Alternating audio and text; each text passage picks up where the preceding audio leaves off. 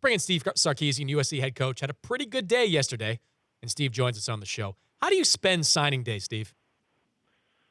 Staring at the TV, staring at the Twitter feeds, trying to talk to all these kids on the phone, congratulating the majority of them. You know, we're all excited for them. They're joining the Trojan family and all that. But pretty much, you know, a whole lot of nothing. Imagine the NFL draft, but it going all day long, and that's kind of how our signing day goes. Now, how much, if any, expectation do you have coming into that day? Do you have any feel for who's going to choose what, or how many guys you're going to get, or is it all kind of a surprise?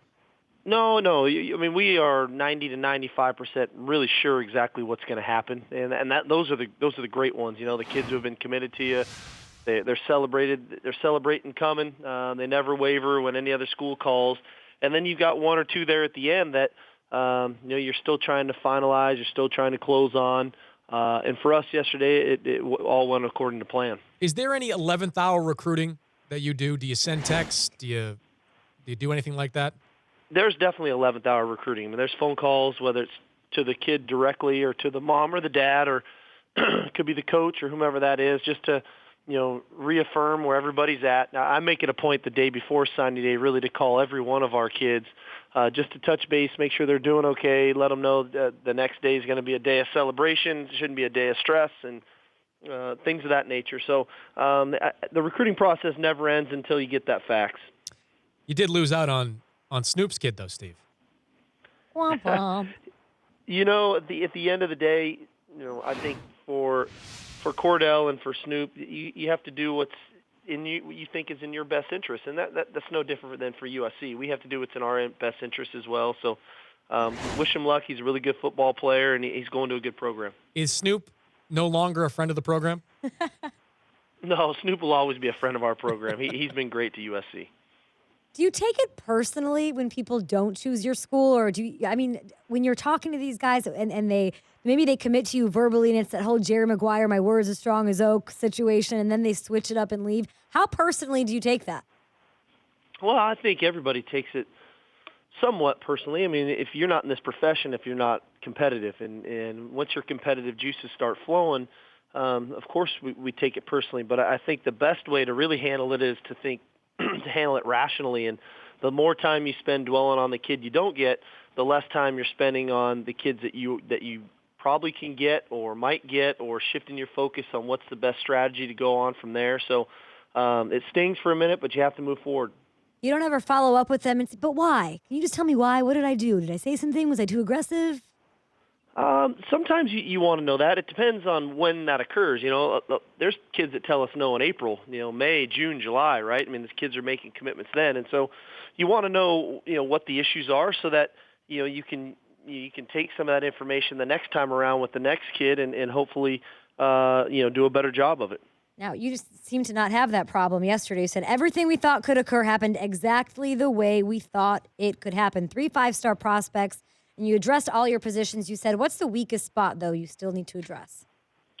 Well, I think our depth at the tight end position isn't exactly where we want it to be. We signed a really talented kid yesterday, Tyler Petit, from Northern California.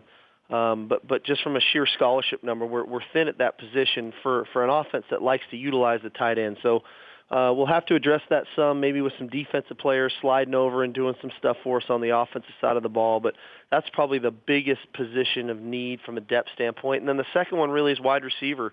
Our numbers just aren't great there either. So we're going to have to do a really good job managing those two positions as we get through spring ball and into training camp. Talking to Steve Sarkisian, head coach at USC here on the Dan Patrick Show. Steve, you've been in coaching for about 15 years now. The biggest difference between recruiting back 15 years ago versus now is what? Media, social media, all of the Twitter feeds and whatnot, the signing day announcements on television, those things never occurred 15 years ago. You know, the guys, it was a lot of phone calls and whatnot, and there were still guys that were deciding on signing date, but recruiting never got this much exposure as it's getting today. And part of me says it's good. It's good for college football. It's great that we can dedicate a day to it, and fans across the country are interested in college football yesterday.